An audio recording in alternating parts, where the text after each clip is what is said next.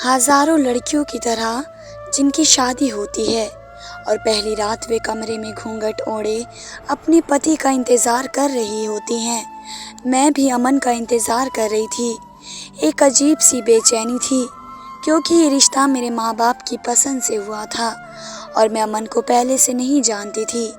इसलिए मेरे दिमाग में ख़याल किसी फिल्म की तरह घूम रहा था कि वे कैसा होगा, इसका रवैया मेरे साथ कैसा होगा। उन सब सोचों में गुम बैठी थी। पता भी न चला कि रात के 10 बज गए। नींद तो मेरी आंखों से कहीं दूर चली गई।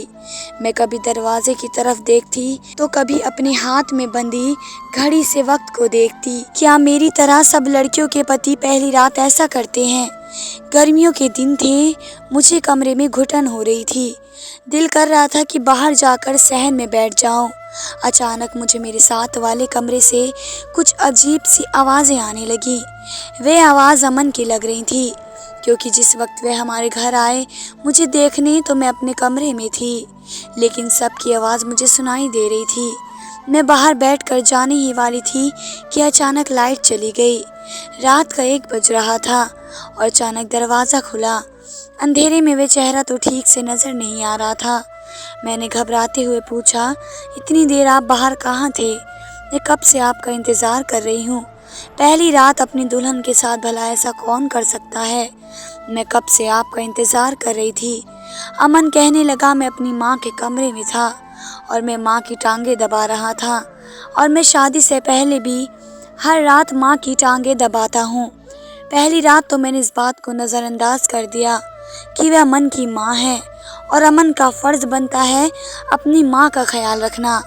लेकिन मैं हैरान इस बात से थी क्योंकि अमन का रोज़ का मसला बन चुका था। वे शाम होते ही अपनी माँ के कमरे में चला जाता और दोनों अंदर से दरवाज़ा बंद कर लेते। रात के 12 या 1 बजे वो चुपके से कमरे में आता और मेरे साथ लेट जाता। मुझे अपने पति का यह रवैया थोड़ा सा शक में डाल देने वाला लगा कि भला मेरा पति इतनी देर अपनी माँ की टांगें दबाता रहता है।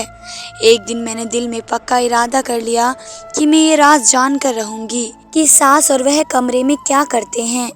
मेरा नाम निधि है, लेकिन प्यार से सब मुझे परी कहते हैं। मेरी उम्र 20 साल है। मैं कई लड़कियों की तरह बहुत अमीर या गाड़ी और बंगला रखने वाले घर में पैदा नहीं हुई, बल्कि मैं बहुत ही गरीब घराने में पैदा हुई। मेरा कोई भी भाई नहीं था। हम 3 बहनें थीं। मुझसे बड़ी मेरी 2 बहनें जिनका नाम तनु और माइला था, वे मेरी सगी बहनें नहीं थी क्योंकि मेरे पापा ने 2 शादियाँ की थी। मेरे पापा की पहली शादी हुई तो उनकी बीवी उनको 2 बेटियां देकर इस दुनिया से जा चुकी थी। उनका देहांत हो गया। उन्हें एक बीमारी थी और वे इस बीमारी में बिल्कुल ख़त्म हो गईं। पापा को बेटे की ख्वाहिश थी कि उनका भी कोई बेटा हो। पहली बीवी तो अब इस दुनिया में नहीं रही, इसलिए बेटे की ख्वाहिश में पापा को दूसरी शादी करने पर मजबूर कर दिया। अब पापा ने दूसरी शादी की और शादी के साल बाद ही मैंने जन्म लिया। जब माँ पेट से हुई तो मेरे पापा बहुत खुश थे और यही कहते रहते थे कि अब ऊपर वाला मुझे बेटा देगा। लेकिन उनका चेहरा उस दिन मुरझा गया जब बेटे की जगह मैं पैदा हुई। पापा ने इस बात को इतना दिल पर लगा लिया कि वह भी चरपाई पर जा लगे। उन्हें पैरालाइज हो गया।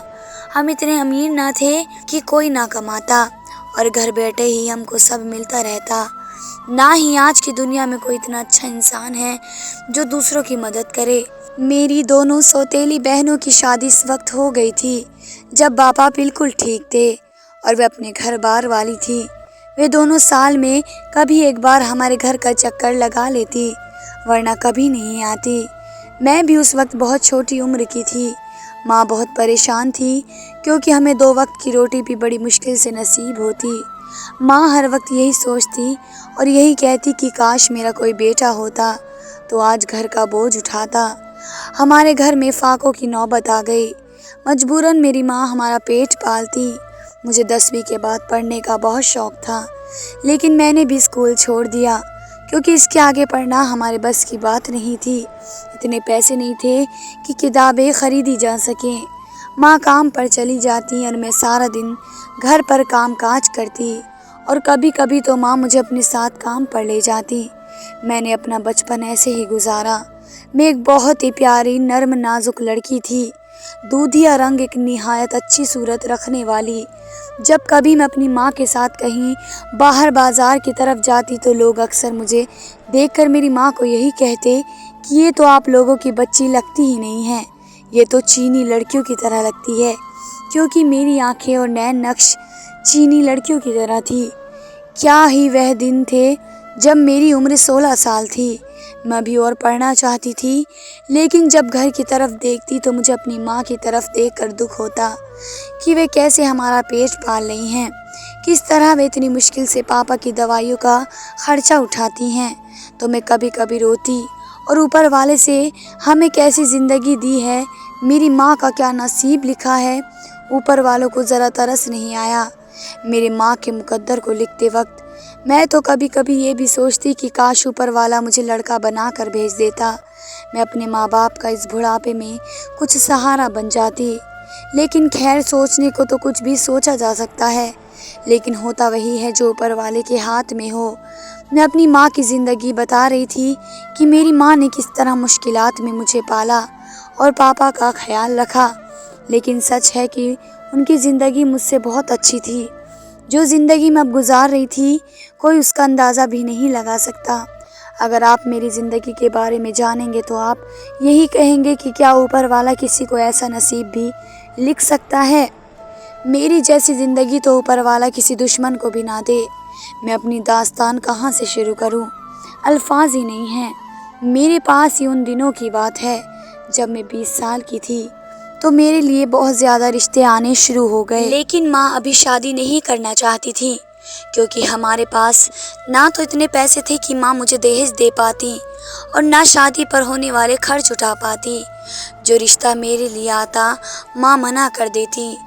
एक दिन ऐसा रिश्ता मेरे लिए आया कि माँ ने झट से हाँ कर दी। मैं हैरान थी कि माँ ऐसा क्यों कह रही थी। जब मैंने माँ से पूछा तो माँ ने बताया कि कोई अमन नाम का लड़का है, बहुत अच्छा लड़का है, मेरी एक दोस्त के जानने वालों में से है। उसने बताया है कि लड़का एक ही है, इसका कोई भाई नहीं है। 2 बहनें हैं जिनकी शादी हो चुकी है और वे अपने अलग घर में रहती हैं। काश तुम्हारी उधर शादी हो जाए, मेरी बस इतनी सी ख्वाहिश है। उम्मीद है कि तुम बहुत खुश रहोगी। लड़के की अपने कपड़े की दुकान है और अच्छा खासा कमाता है, इसलिए किसी चीज़ की कमी नहीं होने देंगे। अच्छे लोग हैं, मुझे तो अच्छे लगे हैं। बाकी तुम बता दो, तुम्हारा ख्याल क्या है। मैं भी सुनकर खुश हो गई कि शायद मेरी किस्मत बदलने वाली है। उन लोगों ने बोला कि हम लोग शादी करके अपनी बच्ची को ले जाएंगे और आप टेंशन मत लीजिएगा, घर में ऊपर वाले का दिया सब कुछ है, हम लोग दहेज भी नहीं लेंगे। मेरी माँ अब उनकी बात से बहुत खुश हो गई और शुक्र है उन लोगों ने दहेज नहीं मांगा। अगर मांग लेती तो हम किधर जाते, कहाँ से पूरा करते। खैर, इस बात पर तो मैं खुद भी बहुत राज़ी थी। मेरा रिश्ता पक्का हो गया और शादी के लिए उन लोगों ने सिर्फ 1 हफ्ता दिया। इतनी जल्दी शादी करना भी कुछ समझ में नहीं आया।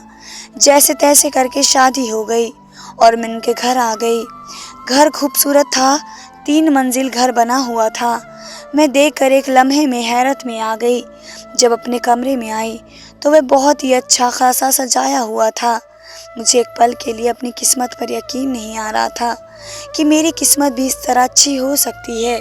मैं जो हर वक्त शिकवा करती रहती थी कि मेरी किस्मत इतनी ख़राब क्यों लिखी है, लेकिन शायद ऊपर वाले को मुझ पर तरस आ गया और मुझ पर रहम कर दिया। अमन बहुत अच्छा इंसान है और सबसे बड़ी बात, मेरी सास बहुत अच्छी थी, मुझसे बहुत प्यार करती थी। शादी के पहले दिन ही जब इस घर में आई तो सास ने मुझसे मीठे में कुछ बनाने को कहा। इसलिए मैंने खीर बना दी। मेरी सास और मेरे पति ने बहुत तारीफ़ें की, जिसे सुनकर मुझे बहुत अच्छा लगा। शादी को इतना टाइम हो चुका था, आज तक मेरी सास ही मेरे बहुत सारे काम कर देती। मेरे कपड़े धोती, कमरे की सफाई करती, खाना बनाती। मैं रानियों की तरह ऐश कर रही थी। मैं बहुत खुश थी कि पति तो अच्छे मिले ही हैं, मगर सास भी बहुत अच्छी मिली है। जितना उन लोगों की तारीफ़ सुनी थी वह बहुत कम थी। ये लोग तो बहुत ज़्यादा अच्छे थे। मैं बहुत खुश थी, लेकिन एक बात सास की बहुत अजीब थी। वे सुबह जब मेरे पति अपने काम पर चले जाते तो थोड़ी देर में मेरी सास भी बिना बताए ही चली जाती। कुछ दिन मैंने कोई सवाल नहीं किया, लेकिन उनका रोज़ का मामला देखकर मैं खुद परेशान हो गई कि आखिर ये कहाँ जाती हैं। एक दिन मैंने पूछा तो बोली कि मेरी एक दोस्त के इधर थोड़े फासले पर ही रहती है, उनके पास चली जाती हूँ। ज़रा वक्त अच्छा गुजर जाता है। मैंने भी उनकी इस बात पर यकीन कर लिया। मैं उनसे बिल्कुल भी नहीं पूछती थी कि वे कहाँ जाती हैं। वे शाम में जब घर आती तो आकर मेरा सारा काम करती, बहुत प्यार करती थी मुझसे, मुझे माँ की कमी महसूस न होने देती। वक्त ऐसे ही गुजरता गया और एक दिन आया जब मुझे पता चला कि मैं माँ बनने वाली हूँ। मैं बहुत खुश थी, मेरा पति भी बहुत खुश था और सबसे बढ़कर मेरी सास बहुत खुश हुई। उन्होंने मेरा बड़ा ख्याल रखा, मुझे कभी चीज़ की कमी नहीं होने दी। मेरी माँ से बढ़कर वे मुझसे प्यार करती, मेरा सारा काम करती और तो और मुझे रात में खाना खिलाकर दूध का गिलास भर के पिलाकर फिर पास बैठ जाती। जब तक मैं सो नहीं जाती वे बैठी रहती, सर में हाथ फेरती रहती। मेरी सास बहुत कम उम्र की लगती थी। 1 महीना हो गया, एक दिन अचानक मेरी तबीयत खराब हो गई। मेरे पति मुझे अस्पताल लेकर भागे। वहाँ डॉक्टर ने चेकअप किया। अगली बात जो डॉक्टर ने की उसे सुनकर मेरे पैरों तले ज़मीन निकल गई। तबीयत इतनी ख़राब हो गई कि मुझे अपना बच्चा खोना पड़ा। इस सदमे से मैं 1 हफ्ता बिस्तर पर पड़ी रही। मेरे पति ने मुझे बहुत संभाला, बहुत दिलासा दिया। मुझे मेरी सास ने बहुत कहा कि अपना ख्याल रखो और मेरा ख्याल खुद भी रखा। 1 हफ्ते बाद मैं वापस पहले की तरह ज़िंदगी की तरफ लौट आई। वक्त गुजरता गया। मैं ऊपर वाले से दुआ करती थी कि मेरी गोद भर दे, फिर से हरी कर दे। मेरा पति भी मुझे वह दिलासा देता कि ना उम्मीद ना हो और एक बार फिर दोबारा मैं माँ बन सकी। मैं एक बार फिर पेट से हो गई। मेरी खुशी का तो कोई ठिकाना ही नहीं रहा और इस बार फिर 2 हफ्ते बाद ही मेरी तबीयत ख़राब हो गई और मेरा बच्चा फिर से ज़ाया हो गया। लेकिन हैरानी की बात यह थी कि मेरा पति और मेरी सास के रवैये में ज़रा भी बदलाव नहीं आया। हर सास की तरह मेरी सास नहीं थी जो अपनी बहू को ताने देती। बहुत हैरान परेशान थी मैं, लेकिन बीमार भी रहने लगी, सिर्फ यही सोच सोच कर कि मेरे साथ ये हो क्या रहा है। और उन सब की मोहब्बत भी मेरे लिए कम नहीं हो रही थी। 3-4 बार मैं पेट से हो रही थी, लेकिन ऐसे ही मेरा बच्चा गिर जाता। मैं अब ज़हनी तौर पर बीमार हो चुकी थी। इतनी तबीयत हर वक्त ख़राब रहती। कुछ समझ में नहीं आता कि मेरे साथ ये हो क्या रहा है। मेरे पति जब मुझे डॉक्टर के पास लेकर गए तो उन्होंने कहा कि इसे बहुत बड़ा मर्ज़ है। मैं पागलों जैसी हो गई। कुछ समझ नहीं आता कि मेरे साथ हो क्या रहा है और क्यों हो रहा है। मेरी सास मेरा बहुत ख्याल रखती। इस दौरान मेरे पापा भी इस दुनिया से चले गए। अब मेरी माँ अकेली पड़ गई। सब कुछ अजीब सा हो गया। ऐसा लगता था कि जितनी तेज़ी से यह खुशी की लहर मेरी ज़िंदगी में आई थी, उतनी तेज़ी से ही मेरी ज़िंदगी से जा रही थी। लेकिन फिर एक दिन मेरी ज़िंदगी में ऐसा मोड़ आया जिसने मेरी रूह को चीर के रख दिया।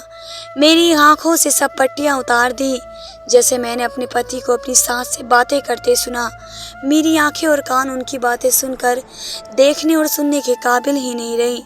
हुआ कुछ यूँ था कि मेरी सास रोज़ की तरह मुझे दूध का गिलास पिलाकर सुलाकर चली गई। मेरे पति काम से देर से आते और मेरी सास उनको खाना वगैरह खुद ही दे दिया करती। शादी के पहले दिन से आज तक का ये रिवाज था। इस दिन भी यही हुआ। मैं सो गई। अचानक मेरी प्यास से आँख खुली। आखिर मैं पानी के लिए कमरे से बाहर आई। सर चकरा रहा था, फिर भी चीज़ों का सहारा लेकर मैं किचन में आ गई। पानी पिया और कमरे में आ रही थी कि अचानक हंसने की आवाज़ें आई। मैं कमरे के पास गई और कुछ सुनना चाहा तो कमरे से मेरे पति के हंसने की आवाज़ आ रही थी। मैंने गौर किया तो यही सुना कि समन, जो मेरी सास का नाम था। आहिस्ता बोलो निशा उठ ना जाए, तो आगे से समन कहती कि मैं नहीं उठने वाली। मेरी नींद की गोली देकर उसे सुला दिया है, वे सुबह तक नहीं उठेगी। ये सुनकर दोनों फिर ज़ोर से हंसने लगे। मैं इतनी बात सुनते ही गिरने वाली थी।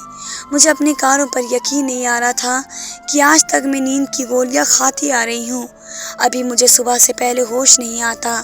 मैं सदमे में थी। ये लोग मेरे साथ क्या कर रहे हैं? मैंने उनकी बातें सुनने की कोशिश की, लेकिन सुन नहीं पाई। अगले दिन मैं नॉर्मल उठी और उन लोगों को शक ना होने दिया कि मुझे उन पर शक होने लगा है।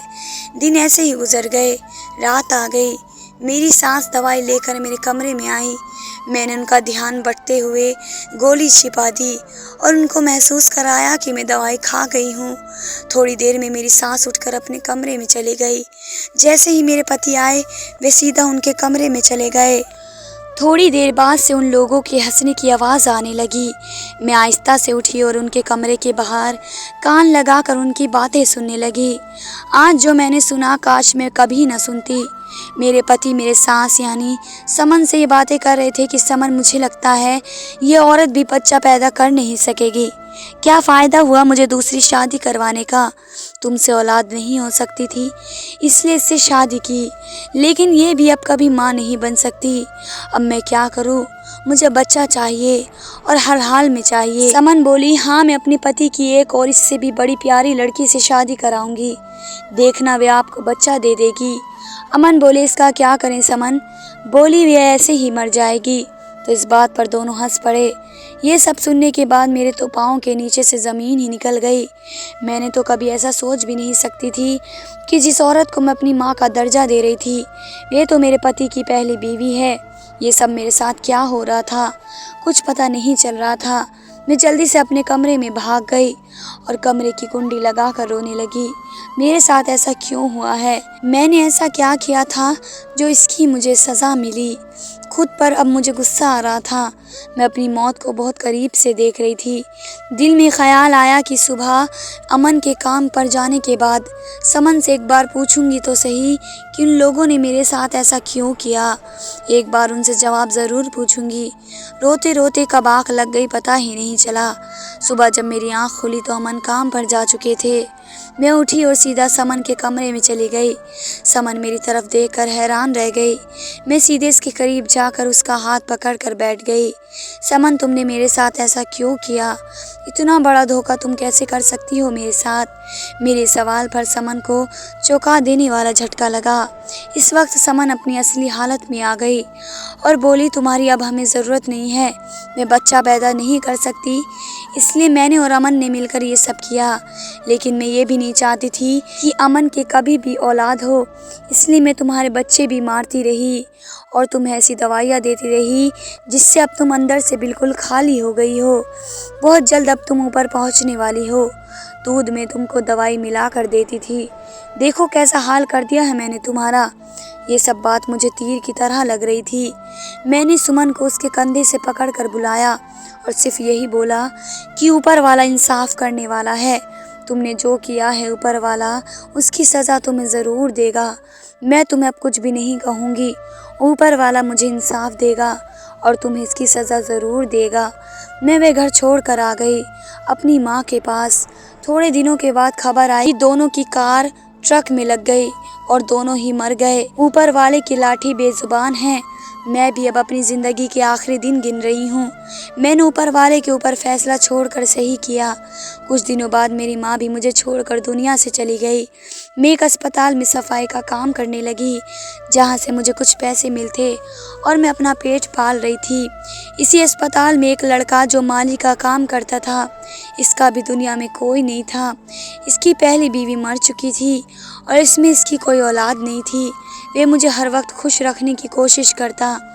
मुझे ऐसा लग रहा था कि ज़िंदगी फिर से हसीन हो रही है। एक दिन मुझे तो रमन ने मेरे दिल की बात कर दी। उसने मुझे प्रपोज़ किया। हम दोनों ने कोर्ट मैरिज कर ली। रमन का घर बड़ा तो ना था, लेकिन 2 कमरे थे और बहुत ही अच्छे थे। वे मुझसे बहुत प्यार करता। रमन ने बहुत से डॉक्टर से मेरा इलाज करवाया और आखिरकार में फिर से उम्मीद से हुई। कुछ महीनों बाद हमारे घर चांद सा बेटा पैदा हुआ। आज मुझे दुनिया का हर ऐश मिल गया, लेकिन अमन की बातें आज भी मेरे दिल को चीर कर रख देती हैं। धन्यवाद दोस्तों।